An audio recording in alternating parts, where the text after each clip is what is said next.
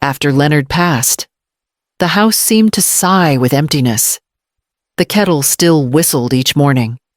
The door still creaked on its hinges, but the man who fixed those little things, who quietly paid every bill, filed every paper, solved every puzzle, was gone.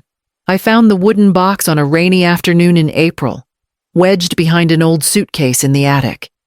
It had Leonard's name engraved on the side in a style I didn't recognize, elegant, purposeful. I sat on the floor beside it, the dust rising around me like memory smoke. Inside were documents I couldn't have imagined: trust statements, investment portfolios, real estate deeds, offshore accounts, and one thin sheet marked in clean black ink. Total net worth $97,498.6. I blinked at the number like it was written in a foreign language. Then I read it again. Again. Leonard had been building this fortune quietly for decades. I knew he handled our finances. I let him, but this wasn't frugality and clever bonds. This was an empire, hidden in silence and fidelity, and tucked among the assets, almost casually, was a printed statement: Delacourt Enterprises, minority stake 4.7%. The Delacours, the family Blythe was about to marry into. I sat there stunned, my hand frozen on the paper. Blythe didn't know. No one knew. And yet I owned more of their family company than their daughter's name would ever carry. I should have called someone, a lawyer, my daughter, anyone. But instead, I laughed. Not cruelly, not bitterly, just softly. The kind of laugh you let out when the universe plays a joke so grand. All you can do is accept the punchline.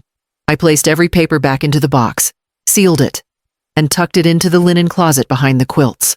Leonard had always said that power wasn't what you showed, it was what you knew you didn't need to show. So I kept the secret, not to punish, not to control. I just wanted to see who still saw me, who treated me like a person, not a placeholder, like a woman, not an obligation. Like Corinne Ellsworth, before anyone learned my name, sat on the boardroom file next to theirs. The invitation to brunch at the Delacours arrived the next morning. The Delacourt estate sat like something out of an architectural digest, perched on a sloping green hill in the Hudson Valley. A long gravel drive led to a limestone facade framed by trimmed hedges and a fountain shaped like a swan in full flight. Every step toward the front door felt choreographed. Celeste Delacour greeted me with a smile so precise it could have been carved. "Corinne," she said, air-kissing both cheeks. "Blythes told us so little. We're thrilled to finally meet the woman who gave us our Blythe." She turned before I could answer, already floating toward the terrace. Blythe stood near a bar cart on the patio, sipping something pale pink from a crystal flute. Her expression lit up when she saw me, but dimmed just slightly when Celeste looked back. "Hi, Mom," she said, hugging me without pressure. "Glad you came." I nodded and glanced at the spread tiny cucumber sandwiches with gold leaf, foie gras on brioche toasts, and deviled quail eggs sitting in mother-of-pearl dishes. I reached for one. But Celeste swept in, handing me a saucer. "Oh no, dear. Those are a bit rich if you're not used to them. Perhaps try the minted pea tartlets, they're gentler." I accepted the plate with a steady hand. Celeste's eyes drifted downward. "Lovely shoes.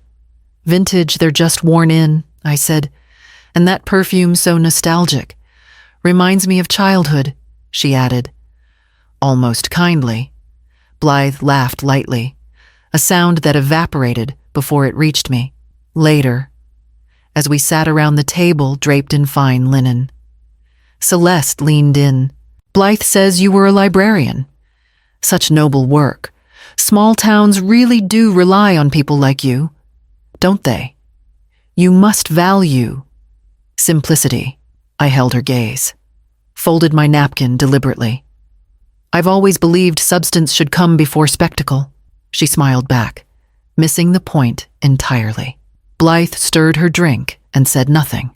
After dessert, saffron panna cotta in crystal thimbles, Celeste clasped my hands with manicured fingers. You have such an understated presence. Corinne, it's refreshing. As I drove home, I could still feel the residue of her compliments clinging to my skin like glitter I hadn't asked for.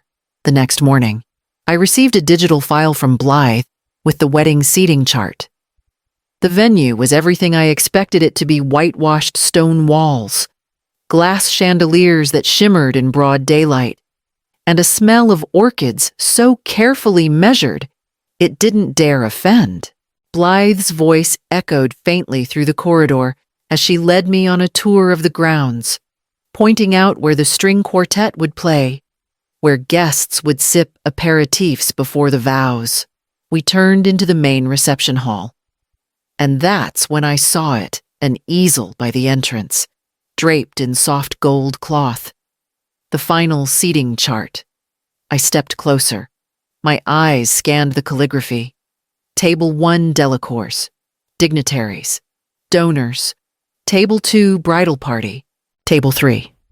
CEOs from Charles Delacour's Golf Club. Table 17. Overflow, house staff. Corinne Ellsworth. I stared at it until the lines blurred. Behind me, a young woman in a black apron approached with a clipboard. Excuse me, are you here for the catering briefing? I turned slowly. No, I said. Oh. She blushed. Sorry. I thought, it's fine. Celeste walked in moments later, glanced at the sign, and smiled lightly. So glad it's all coming together. That board looks lovely. I said nothing. Blythe appeared beside me, looked from me to the chart, then back. I knew you wouldn't make a fuss, she said softly. It's just, the Delacours have certain expectations, and with guest lists, things get complicated. My mouth formed a smile. My heart did not. That evening, back in my kitchen with the kettle humming low, I took the sealed wooden box from the linen closet. I placed each page onto the scanner one by one, the statement showing my 7% ownership of Delacourt Enterprises, the shareholder updates, the portfolio summaries Leonard had annotated in neat pencil marks. Then I logged into the secure portal my attorney set up and uploaded the entire set, labeling it for release immediate upon request. I didn't plan to use them, but I wanted them ready the following day. I received Blythe's email with the rehearsal dinner schedule and a note asking if I could please wear something elegant but understated. Blythe arrived just after noon, breezing in with a garment bag over one shoulder and a paper cup clutched in manicured fingers. I brought the dress, she said, smiling too brightly. I want you to see it in person, before the fittings. She unzipped the bag and spread the gown across my living room couch like it was holy silk. Layers of hand-sewn tulle spilled out over the cushions, a bodice trimmed in tiny pearls catching the light. The tag still hung from the zipper. 24,000, she said casually, sipping her iced matcha. But it's a Vera Wang exclusive last year's line, but still timeless. I reached out, touched the edge of the lace, and nodded. It's beautiful. Blythe sank into the armchair and crossed her legs. Also, Mom, about the wedding. Can I ask something a little silly? I waited. Please don't wear navy. It's just too somber. I know you like it, but it kind of drags the palette. Maybe something pastel champagne. Maybe I set down my tea. Without a word, I stood, walked to my writing desk, and pulled a small envelope from the top drawer. I had kept it for years, folded neatly beside Leonard's last letter and Blythe's childhood drawings. I handed it to her. She opened it slowly. Her eyes scanned the paper inside, an old, slightly faded receipt from the bursar's office at Bryn Mawr. Tuition deposit, spring semester, year 8, paid in full by certified check. Name C. Ellsworth. She blinked once. Why are you showing me this? Just a reminder, I said gently, for when you start to forget how we got here. She stared at it a moment longer, then reached for her purse. She tucked the paper back into the envelope and dropped it into the waste bin beside the couch. That was a long time ago. Yes, I said quietly. But it still happened. Blythe smoothed out the gown one last time and stood. Anyway, the tailor's expecting me. Can you email me your final RSVP list by tonight? Seating's nearly done. I told her I already had. I ran into Marnie at the farmer's market. Of all places, lemon jam in one hand, a bag of radishes in the other. She looked just the same wind-tousled hair. Easy laugh.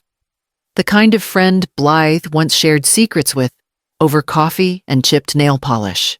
Corinne, she said. Pulling me into a hug, I heard about Blythe's wedding. Manhattan Society. Huh. What a leap. We chatted a bit about nothing weather, recipes, mutual aches that came with aging knees. Then she tilted her head and said, Do you remember Ryan? That boy Blythe dated senior year? I hesitated. Vaguely. She was a wreck when he disappeared. I always wondered what really happened after. You know, I didn't say anything, just nodded slowly. I knew. It had been late March, snow still clinging to the gutters. Blythe called in tears from her dorm bathroom, voice shaking through the static. I messed up. She said, I don't know what to do. I wired her the money the same night enough for a train ticket, a clinic visit, and a hotel to disappear into. When she came home for break, she didn't say a word. Neither did I. We never spoke of it again. Now the Delacours raise glasses over champagne brunches and speak of a spotless bride with timeless poise. They praise her elegance, her restraint, her polished demeanor. They share anecdotes about horseback lessons and cello recitals.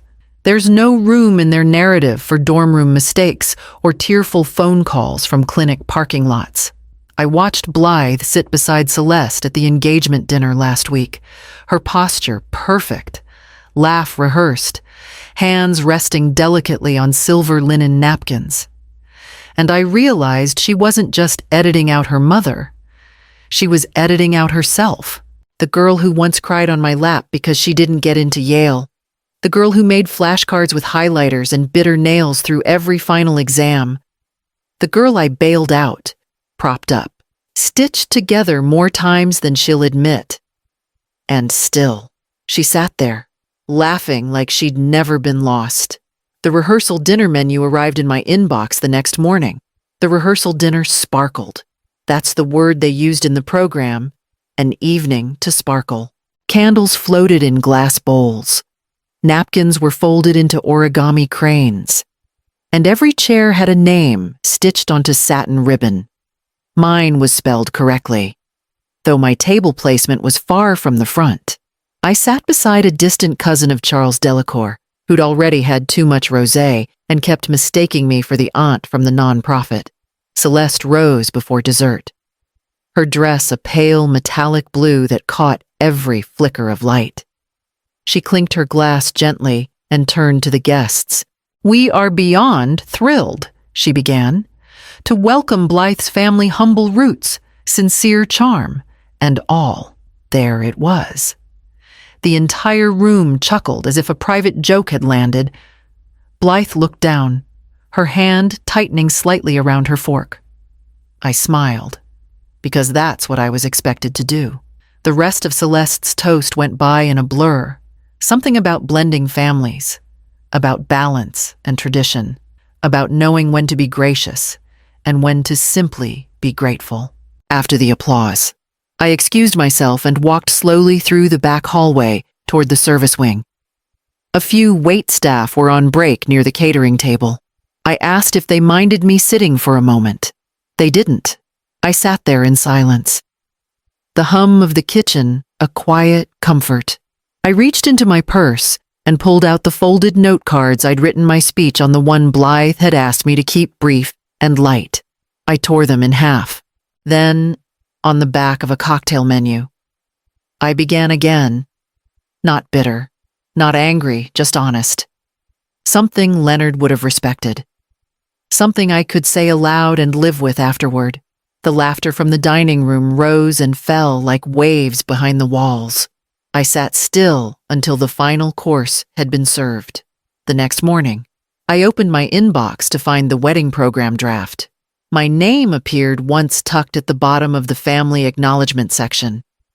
The ballroom shimmered like a dream's soft golds, towering orchids, a quartet playing Vivaldi beneath crystal chandeliers. Everything was exactly as Celeste had orchestrated it. Every flower, every plate, every breath felt rehearsed. I watched from table 17, seated between a valet's aunt and a woman I didn't recognize. Both as out of place as I was. The toasts began. Charles spoke first. All charm and commerce, punctuated by applause. Then came the best man, whose jokes were polished but forgettable. Then Celeste stood. The air shifted. She tapped her glass lightly. As mother of the bride, she began, her voice syruped in elegance. It gives me great joy to speak for our family. We have cherished watching Blythe blossom into the woman she is: graceful, intelligent, composed, and we are honored to welcome her into a family that understands tradition, discretion, and refinement. Her gaze flicked toward me. I rose. It wasn't dramatic. No clinking, no theatrics. Just one woman standing in a room full of people who had decided she was invisible. "Excuse me," I said, my voice clear and steady. "Before we go any further, I'd like to say something." Celeste faltered. "Corinne, perhaps I'll be brief." Silence fell. Forks froze. Even the quartet stilled mid-note. "I own 4.7% of Delacour Enterprises," I said calmly. "I inherited $90 million after my husband passed. I've stayed silent, not out of modesty, but out of curiosity. I wanted to see who would treat me with respect, without knowing who I was. Now I see, clearly." Gasps fluttered. Somewhere. A glass slipped from someone's hand. Blythe turned. Her bouquet dropped before she did. She didn't faint. But her knees buckled enough that someone caught her elbow. I looked around the room at Celeste's frozen smile, at Charles's paling face, at the guests blinking through confusion and unease. I was asked to dress modestly, to stay quiet, to blend in. I did. I stepped away from my table, walking slowly toward the center of the room. But now I'd like to reintroduce myself properly. Celeste opened her mouth, but nothing came out. Celeste blinked. Her lips parted, but soundless. Her fingers gripped the edge of the podium like it was the only thing anchoring her. Behind her, Charles stood abruptly, adjusting his cufflinks like he needed something to control. "Proof," he said sharply. "Where is your proof?" Without breaking stride, I reached into my clutch and retrieved a folded envelope. "Already forwarded to your CFO last night," I said. "With authentication from Leonard's attorney and portfolio manager, I imagine you'll be hearing from them Monday morning." A quiet murmur rippled through the guests. Blythe was standing now, face flushed, mascara bleeding into the corners of her eyes. "Mom," she said, voice cracking, "why would you do this? Why now? I just wanted to fit in." I turned toward her, and I just wanted to matter. She stared at me, stunned, silent by the simplicity of it. Across the room, the applause started small. 2 people, maybe 3. A slow, uncertain ripple. Others looked down at their plates or shifted awkwardly in their chairs, not quite sure where to land between scandal and awe. I didn't wait to see how it spread. I stepped off the dance floor, past the mirrored pillars and champagne fountains, past the towering arrangement of white lilies and roses. I walked with the calm of a woman who had finally stopped asking for space. No one stopped me. I passed Celeste, whose mouth was fixed in something between a grimace and a plea. She didn't meet my eyes. Charles had turned to his phone, probably trying to verify everything. And Blythe, she stood in her gown, bouquet forgotten, shoulders trembling, lips pressed into silence. I exited through the same side hallway I'd slipped through at the rehearsal dinner, the one that led behind the kitchen. The waitstaff parted, respectfully, like they suddenly recognized something they hadn't seen before. Outside, the night air was cool and steady. I didn't look back, but I heard footsteps as the heavy door behind me slowly creaked open. The house welcomed me the way it always did, no grand entrances, no polished floors, just soft light, creaking wood, and the smell of old books and lavender oil. I slipped off my shoes by the door, hung my coat, and breathed in the quiet. By the fireplace, the stack of biographies I'd been meaning to reread waited patiently. I didn't reach for them. Not yet. Instead, I opened the folder I'd carried home with me, the one marked Ellsworth Legacy Fund.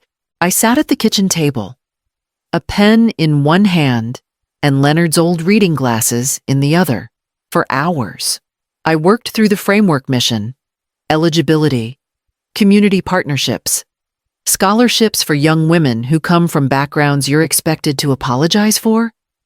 That line made it into the draft 3 times before I let it stay. I didn't want the fund to be about what had happened. I wanted it to be about what could come after, what might grow from the silence I had chosen, then broken.